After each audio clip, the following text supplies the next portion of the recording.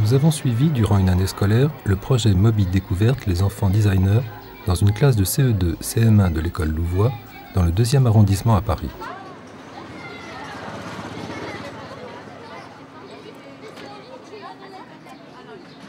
Un designer, c'est quelqu'un qui dessine des objets pour qu'ils soient inventés plus tard.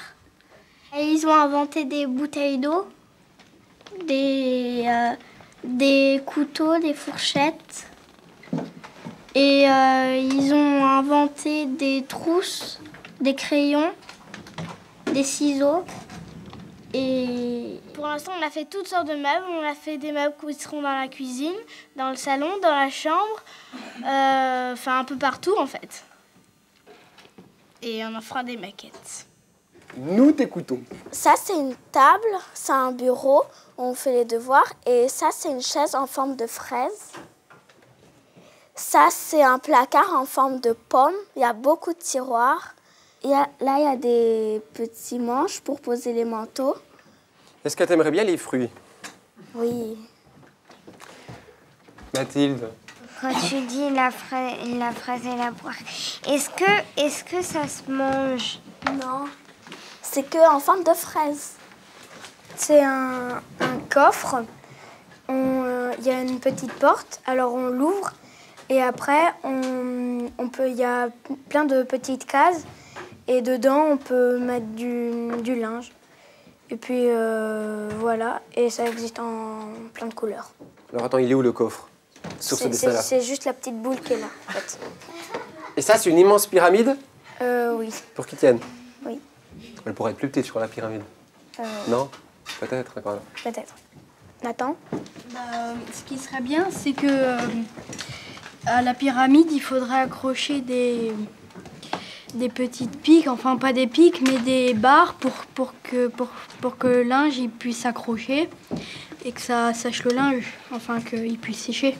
Ben oui, mais oui, c'est une bonne idée.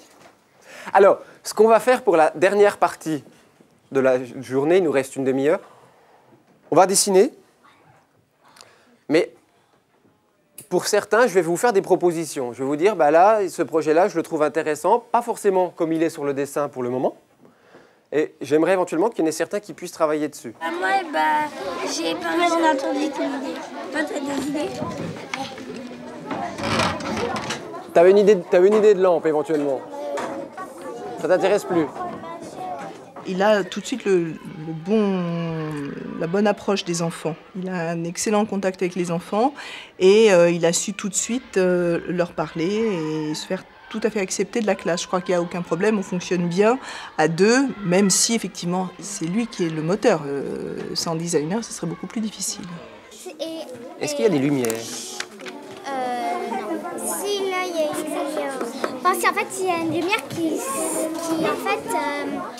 Oui, mais t'as dit qu'il fallait pas utiliser l'électricité. Mais pour certains projets, par exemple pour le vôtre, vous pourriez mettre de la lumière. Et on va en faire un aussi pour garçons, pour quand ils se alors, rasent et tout ça. J'aimerais bien que vous en fassiez un pour garçons maintenant. D'accord? Ils sont à un âge, à mon avis, où ils n'ont pas encore des grands principes sur les fonctions des meubles, etc.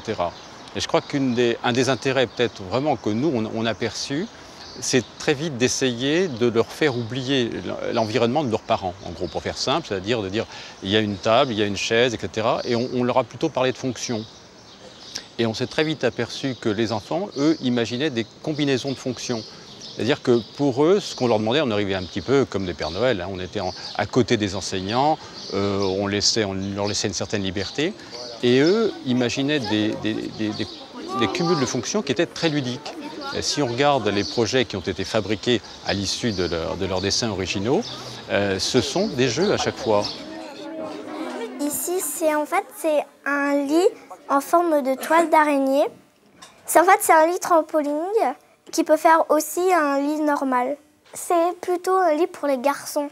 Ce que j'ai beaucoup apprécié aussi dans la démarche, c'est qu'on a pu aller visiter le musée des arts décoratifs avec les enfants et de les ramener au monde de l'histoire de l'art, voir le mobilier à travers les siècles. Ils ont pu découvrir aussi au fur et à mesure de cette visite que les gens qui avaient réfléchi à ça, il y avait tout un tas d'utilisations de fonctions aussi qui étaient propres à l'époque. Et finalement, c'est ce qu'on leur a demandé aussi de faire, mais en se replongeant dans l'époque actuelle, celle qu'ils connaissent eux, la leur, quoi. Donc ni plus ni moins. Et puis il y a quelque chose pour les femmes aussi. Hein. Ce sont des grandes robes, donc il va falloir qu'ils puissent s'asseoir.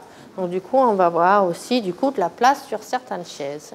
Et puis vous allez voir, quand la femme elle ne portera plus une grande robe comme ça, bah, la chaise elle sera un peu plus petite. Qu'est-ce que vous avez vu avant qu'on arrive dans les années 2000? Alors Eline? Avant, quand on est allé dans l'autre salle, il y avait plein de petites décorations en or, des choses très fines. Là, c'est des choses vraiment très simples avec des bouts de bois, des choses comme ça. Et c'est beaucoup plus moderne, ça se voit.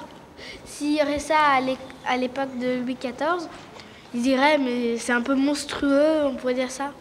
Vous trouvez tous que ça pourrait être monstrueux pour... Oui, pour les rois? Pour les riches et tout ça, parce qu'ils se diraient « Oh, il n'y a pas d'or, bah tant pis, j'achète pas. » Non, ça ne doit pas voler, ça. Mais par contre, ça doit être très confortable et pour en sortir, c'est difficile.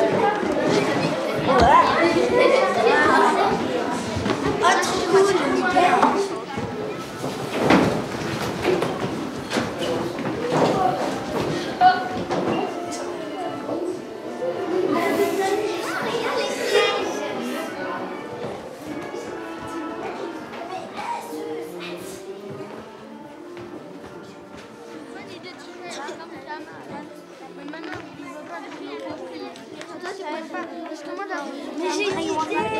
Tu vois, quand je suis allée te voir, et j'avais fait une chaise avec des boulettes.